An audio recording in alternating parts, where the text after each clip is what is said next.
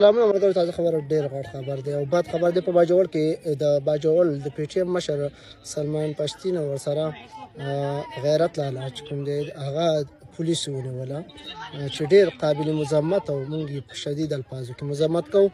که څه هم د پی ټی ایم پر خلاف روان کریک ډاون دی، خو بیا هم ځینې قام پرست په نوم باندې خلک دي هغه بیا هم پی ټی ایم ته پیغور ورکوي. پی ټی ایم ورک دی او هغه نه راوځي میدان ته، نو هغې ته دا ګرفتارۍ نه دا قربانۍ نه د سره ښکارېږي نه.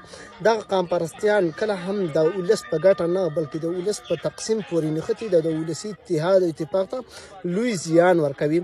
پی ټی ایم په هر ځای کې چې کوم دی خپله قرباني ورکوي او په هر ځای کې ګرفتاري او خپل سرونه یې وشیندل، خو بیا هم د خپلې مبارزې څخه پر شا نه شو. خو دغه خلک چې کوم خلک دغه پروپیګانډې کوي هغه د نن دغه خلک وګوري چې هغه یې نن ونیول او دغه خلک چې کوم دی خپل جیلونو ته د قام لپاره د ولس لپاره خپل ځانونه ورکړه او هغه یې په کوم انداز ونیو. یقین وکړه چې ډېر زیات غیر قانوني و چې په کوم انداز باندې هغه ګرفتار شو. موږ ټول باجوړ ولس څخه او ټولو پښتنو څخه خواست کوو، د مشرانو څخه هیله کوو، د خیبر جرګې کوم مشران دي هغو ته خواست کوو چې باید زر تر زره د دې د رهایۍ لپاره ممکنه اقدامات وکړي او زر تر زره راخوشي کړي. مننه.